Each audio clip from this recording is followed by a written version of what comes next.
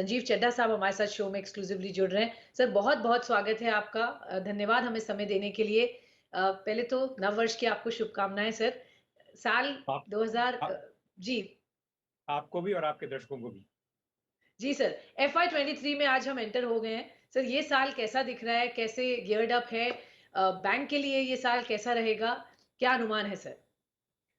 देखिए, हम यदि व्यापक अर्थव्यवस्था की बात करें तो एक सुधार नजर आ रहा है। और यदि अर्थव्यवस्था में सुधार होता है तो बैंकों के लिए निश्चित रूप से वो लाभकारी होता है। दूसरा, हम ब्याज दरों के भी सामान्यकरण की प्रक्रिया देख रहे हैं। तो जैसे जैसे ब्याज दर सामान्य होंगी, उससे भी बैंकों को कुछ लाभ होगा। तो मेरे वर्ष में आने वाला जो वर्ष है वो पिछले वर्ष से बेहतर रहेगा। वर्ष बेहतर रहेगा पिछले वर्ष से, आपको ऐसा अनुमान है, जिस तरह से इस वक़्त ऑन ग्राउंड क्यूज़ हमें दिख रहे हैं डिमांड को लेकर। सर चलिए क्रेडिट साइकिल से शुरुआत करेंगे क्योंकि क्रेडिट साइकिल इस वक़्त किस तरह से दिख रही है? कौन से सेगमेंट में आप सबसे ज़्यादा क्रेडिट ग्रोथ देख रहे हैं? और कहाँ पर अभी भी दिक्कत है? अगर आप हमें थोड़ा-सा वो बाइफरकेट करके समझाएँ। आउटलुक क्रेडिट ग्रोथ को लेकर इस साल के लिए क्या है सर? क्रेडिट साइकिल की अगर हम बात करते हैं तो क्रेडिट साइकिल जो है पिछले कुछ तिमाहियों से बेहतर हो रही है। जी। और हमारा ये मानना रहा है कि कॉर्पोरेट क्रेडिट साइकिल खासकर, जहाँ तक क्रेडिट क्वालिटी की बात है, जहाँ तक एनपीएस की बात है, उसमें बहुत ही सुधार हुआ है। कुछ हद तक ये सुधार जो है हमारे सामने साफ नहीं था क्योंकि बीच में कोविड आ गया, परंतु सुधार की प्रक्रिया काफी समय से जारी है। ये भी सही है कि कुछ अभी भी ऐसे अंग हैं अर्थव्यवस्था के, हमारे जो ग्राहक हैं उनके, एमएसएमई की यदि बात करें तो जहाँ थोड़ी बहुत अभी भी जो है कमजोरी है। सुधार हो रहा है परंतु उसको हम एक निश्चित रूप से नहीं मान सकते कि स्थिति सामान्य हो गई है। परंतु यदि हम इसको एक बैलेंस में देखेंगे तो क्योंकि जो लार्ज कॉर्पोरेट बुक है वो बैंकों की ज्यादा बड़ी है। यदि आप बैंक ऑफ बड़ौदा की बात करें तो लगभग 50 से 60% जो हमारे लोन है वो कॉर्पोरेट सेगमेंट में है। तो इसमें जो सुधार है उसका जो इम्पैक्ट होगा, उससे जो लाभ होगा, वो कहीं भी थोड़ी बहुत अगर कमजोरी रहती है तो उससे कहीं अधिक होगा। तो इसीलिए मेरा ये मानना है कि कॉर्पोरेट क्रेडिट साइकिल में इम्प्रूवमेंट के बनते हुए क्रेडिट ग्रोथ भी इम्प्रूव होगी और बैंक की क्रेडिट क्वालिटी भी इम्प्रूव होगी, जिसकी वजह से बैंक के मुनाफों को भी उसमें भी सुधार होगा आगे जाकर। ओके, तो कॉर्पोरेट क्रेडिट साइकिल में इम्प्रूवमेंट होगी और जिसका हम सुधार देखेंगे आगे आने वाले क्वार्टर्स में। सर पिछले क्वार्टर की बात अगर हम करें तो एसएमई लोन ग्रोथ केवल 2.5% या उससे थोड़ी-सी कमी थी और कॉर्पोरेट लोन ग्रोथ हमने फ्लैट देखी। पर अब आप कह रहे हैं कि रिकवरी अच्छी खासी हो जाएगी। कोई सर परसेंटेज तो आप हमें अंदाज़ा दे सकें किस तरीके की ग्रोथ हम देखेंगे फर्स्ट क्वार्टर और subsequently second quarter? By the end of the year corporate growth कितनी आप देख रहे हैं लोन ग्रोथ? वहाँ पर अच्छी खासी रिकवरी होने की अनुमान है सर? अगर हम ओवरऑल लोन ग्रोथ की बात करें तो अभी जो वर्ष हमारा खत्म हुआ है उसमें लगभग 8 से 10% के मेरा अनुमान है लोन ग्रोथ हम देखेंगे। और यदि हम अगले वर्ष की बात करते हैं तो डबल डिजिट निश्चित रूप से मुझे नजर आ रही है। और हो सकता है 10 से 12% हो, 12% तक भी पहुंच सकती है। तो पिछले साल के बनस्पत ग्रोथ बेहतर रहेगी। और ये जो ग्रोथ है ये सभी सेगमेंट्स में हम इसको इम्प्रूवमेंट को देखेंगे, कॉर्पोरेट में भी, एमएसएमई में भी। आज से लगभग 1.5 साल पहले जो एमएसएमई में ग्रोथ थी वो अधिकतर जो आई थी वो लोन गारंटी स्कीम की वजह से आई थी। पर अब जबकि अर्थव्यवस्था में सुधार हो रहा है तो मेरे विचार में एक ऑर्गेनिक ग्रोथ जो है वो हमें एमएसएमई में भी नजर आएगी। और साथ में कॉर्पोरेट और मॉर्गेज लोन्स ये मेन स्टे रहेंगे ग्रोथ के अगले वर्ष के अंदर। Okay, corporate and mortgage loan मेनस्टे रहेंगे और एसएमई में भी ग्रोथ आएगी आप कह रहे हैं। तो from the growth point of view आप कह रहे हैं डेफिनिटली बेहतर साल होगा पिछले साल के मुकाबले of course. Sir interest rates की आपने थोड़ी-सी शुरुआत में बात की थी। आपका क्या व्यू है sir going forward? Inflation obviously धीरे-धीरे बढ़ रहा है जिसकी हम ऑफ कोर्स बात कर भी रहे थे पहले भी और अंदाज़ा था। ग्लोबल सेंट्रल बैंक्स तो टाइटनिंग मोड में सर आ रहे हैं। आप कैसे एक्सपेक्ट करते हैं इंटरेस्ट रेट्स को to move in India in the coming few months sir? देखिए, हम यदि ब्याज दरों की बात करते हैं, इंटरेस्ट रेट्स की बात करते हैं तो उसकी संभावित दिशा जो है वो तीन बातों पर निर्भर करती है। एक तो है इंटरेस्ट रेट साइकिल। ये स्वाभाविक है कि जब भी अर्थव्यवस्था में बेहतरी होगी तो इंटरेस्ट रेट जो है वो सामान्य तक पहुंच जाएंगे, क्योंकि पीछे हमने कमजोरी देखी तो इंटरेस्ट रेट कम हुए। तो इंटरेस्ट रेट साइकिल के हिसाब से कुछ इंटरेस्ट रेट बढ़ेंगे और वो इंटरेस्ट रेट्स का सामान्यकरण है, नंबर एक। नंबर दो, सवाल ये पैदा होता है कि कितने बढ़ेंगे। तो ये इस पे निर्भर करता है कि जब कमजोरी थी कोविड के दौरान तो सेंट्रल बैंक्स ने रेट कितने घटाए थे। तो हमने ये देखा कि यूरोप के अंदर, अमेरिका के अंदर इंटरेस्ट रेट्स बहुत कम हो गए थे, लगभग शून्य तक पहुंच गए थे। और हिंदुस्तान में जो है इंटरेस्ट रेट्स कम हुए, पर उनकी उसका अनुपात कम रहा। तो क्योंकि हमारे यहाँ इंटरेस्ट रेट्स में कमी जो है वो इतनी नहीं हुई, इसलिए जब बढ़ने की प्रक्रिया शुरू होगी तो बढ़ोतरी भी उतनी ज्यादा नहीं होगी। इसीलिए हम ये बात कर रहे हैं कि फेड जो है वो बात कर रहा है यूएस के अंदर एक लगभग 5 रेट राइज हो सकती हैं, और हिंदुस्तान में हमारा अनुमान है कि आने वाले साल में लगभग 2 रेट राइज होंगी। तो ब्याज दरों का सामान्यकरण होगा, इंटरेस्ट रेट्स थोड़े बढ़ेंगे, और उसकी बढ़ने की जो जो इसका उसकी रफ्तार है वो विश्व से कम होगी। इसलिए बिजनेसेस को एडजस्ट करने में ज्यादा तकलीफ नहीं आनी चाहिए। Okay sir. तो ये तो बात हुई इंटरेस्ट रेट्स को लेकर और किस तरह से हम देखेंगे उसका impact. Sir, banks bond holdings पर क्या असर उसका देख सकते हैं sir, as the interest rates move up? तो देखिए, बैंक बॉन्ड होल्डिंग्स पर भी जो अभी जैसे हमने बात की कि ब्याज दर कितने बढ़ते हैं और किस रफ्तार से बढ़ते हैं उस पर निर्भर होता है। तो कुछ हद तक तो हमने इंटरेस्ट रेट्स की बढ़ने की जो संभावना थी, उसी में हमने देखा कुछ बॉन्ड रेट्स बढ़ गए। लगभग 6-8 महीने पहले बॉन्ड रेट्स लगभग 6% थे, अगर हम 10 साल के बॉन्ड की बात करें। और अब बढ़कर लगभग 6.75% हो गए हैं, लगभग 75 बेसिस पॉइंट की वृद्धि हुई है। अब आने वाले साल के लिए अनुमान है कि इंटरेस्ट रेट हो सकता है साल के अंत तक लगभग 7.25 तक पहुंच जाए, 7.25% तक पहुंच जाए। तो यदि हम अगर 1-1.5 साल की बात करते हैं तो 6% से 7.25 तक अगर पहुंचते हैं तो उसमें से लगभग 60% वृद्धि जो है बॉन्ड रेट्स में हो चुकी है। तो इसीलिए जो ये वृद्धि है, जितनी भी बाकी हमें नजर आ रही है, ये बहुत अधिक डिस्ट्रप्टिव नहीं होगी, और कुछ वृद्धि जो है वो आगे हमें जरूर नजर आ रही है। ओके, वृद्धि ज़रूर नज़र आ रही है और 7.25% तक आप उम्मीद कर रहे हैं साल तक, 1 साल के अंदर तक यहाँ तक रेट्स पहुँच जाएँगे, आप कह रहे हैं। सर, आपके बैंक ने अगर हम देखें तो ऑलरेडी स्टार्ट किया है एफडी रेट्स बढ़ाने। क्या रीज़न है सर इसका? लिक्विडिटी इश्यूज़ हैं क्या अभी? देखिए, लिक्विडिटी तो अभी भी पर्याप्त है मार्केट में। और जब हम इंटरेस्ट रेट्स की नॉर्मलाइजेशन की बात करते हैं कि इंटरेस्ट रेट्स सामान्य स्तर पे आ जाएंगे, तो उसका इम्पैक्ट जो है वो लोन की तरफ भी आता है और डिपॉजिट्स की तरफ भी आता है।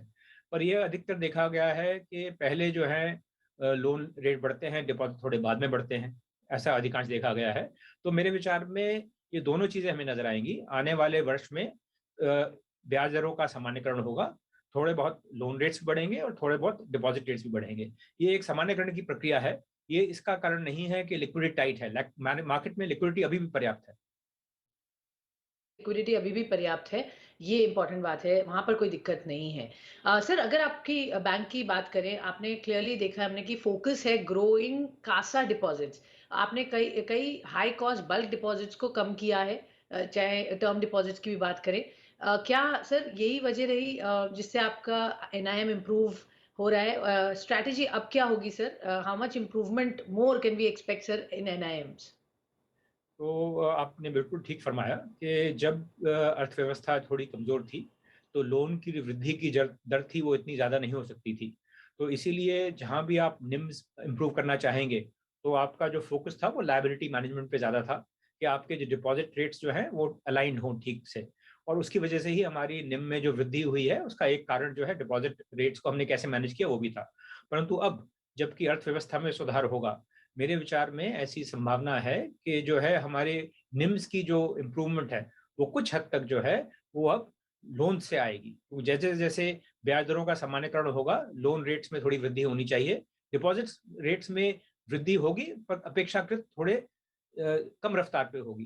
तो इन दोनों कारणों से, एक कि लोन रेट्स के अंदर जो है वृद्धि वो अधिकांशतः पहले होती है, और दूसरा थोड़ी बहुत प्राइसिंग पावर कॉर्पोरेट सेक्टर में इंप्रूव हो रही है। इन दोनों की वजह से मेरे विचार में निम्स अभी थोड़े और इम्प्रूव हो सकते हैं। ओके, निम्स और भी इम्प्रूव हो सकते हैं और उसके आपने कारण बताया ऑफ कोर्स कि लोन के पॉइंट ऑफ व्यू से यहाँ पर थोड़ा बेहतर लग रहा है सिचुएशन। सर, एक सवाल आपसे जानना चाहेंगे, जो दिक्कत अभी पिछले कई साल तक बैंक ने झेली, स्पेशली पब्लिक सेक्टर बैंक्स, और जो एनपीए की कंसर्न्स थी, क्या अब हम बिल्कुल पूरी तरह से कह सकते हैं as we enter in FY 23 की वर्स्ट इज बिहाइंड अस? काफी कुछ क्लीन अप हो चुका है अक्रॉस बैंक्स। हम अगर बीओबी की बात करें, second largest public sector banks, amalgamation के बाद अब सिचुएशन पहले से कितनी बेहतर है, या अभी भी आपको लगता है कहीं कुछ चीज़ों की क्लीन अप की ज़रूरत है, नॉन कोर एसेट से निकलने की बात है। सरकार का ऑफ कोर्स ओवरऑल विजन तो यही है कि कंसोलिडेशन करके कुछ 4-5 बैंक्स ही इंडिया रिप्रेजेंट करे। तो उस पॉइंट ऑफ व्यू से क्या हम सही डायरेक्शन में हैं? दिक्कतें अभी भी क्या हैं अगर हमें क्लीन अप की बात करनी है? क्योंकि अभी भी थोड़ी-सी रिलक्टेंस है बैंक्स में टू लेंड वेरी ओपनली और whole heartedly in many sectors. दिक्कतें अभी भी थोड़ी बहुत तो हमें जो ऑन ग्राउंड सिचुएशन लगता है, वहाँ समझ आती है। देखिए, ऐसा है कि जैसा मैंने शुरू में अर्ज़ किया कि एक कॉर्पोरेट क्रेडिट साइकिल जो है, उसमें इम्प्रूवमेंट काफ़ी समय से चल रही है। और अगर आप हमारे पिछले 3, 4, 5 तिमाहियों को देखेंगे, तो हर तिमाही में क्रमशः ग्रॉस एनपीए कम हुए हैं और नेट एनपीए भी कम हुए हैं। और इसका कारण जो है, वो यही है कि कॉर्पोरेट क्रेडिट साइकिल में इम्प्रूवमेंट हुई है। बैंकों को जो भी प्रावधान करने थे, जो भी प्रोविज़निंग करनी थी एनपीएज़ के लिए, वो लगभग कर दी है। यदि हम हमारे लोन प्रोविज़निंग की देखें, तो लगभग 80% के आसपास है। तो ये आपका जब भी कोई लोन जो है वो खराब होता है, तो उसमें आपका निश्चित रूप से कुछ ना कुछ नुकसान होता है। पर जितना नुकसान हो सकता है कि उसके बराबर या उससे अधिक प्रोविज़निंग हो चुकी है। तो इसलिए भविष्य के अंदर लोन प्रोविज़निंग के कारण जो है उसका बैंक की बैलेंस शीट पे विपरीत प्रभाव पड़े, मेरे विचार में निकट भविष्य में और मीडियम टर्म में उसकी संभावना कम है। आपने ये भी कहा कि अभी भी बैंक्स में कुछ हेसिटेशन है लेंडिंग के लिए, तो मेरे विचार में हो सकता है वो सही ना हो। क्योंकि यदि हम अगर हेसिटेशन होती, तो उस हालत में हम ये नहीं पाते कि ब्याज की कम दरों पर भी बैंक लोन दे रहे हैं।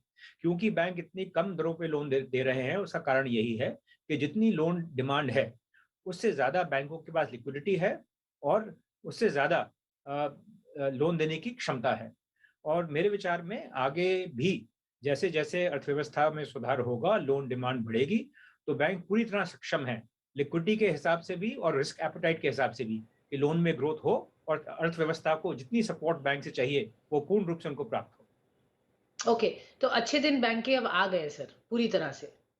मेरे विचार में अर्थव्यवस्था के अच्छे दिन आ गए हैं और उसके साथ-साथ बैंकों के लिए भी अच्छा समय रहेगा। सर आपसे हम बात कर रहे हैं ऑफ कोर्स समझने की कोशिश कर रहे हैं किस तरीके की क्यूज़ हैं इस वक्त इकोनॉमी में क्या ट्रेंड्स हैं। लेकिन अगर हम स्पेसिफिकली बैंक की बात करें आपने जो जेवी किया है बीएनबी पारिबा एसेट मैनेजमेंट के साथ जहां पर बैंक ऑफ बड़ौदा का 50% स्टेक है।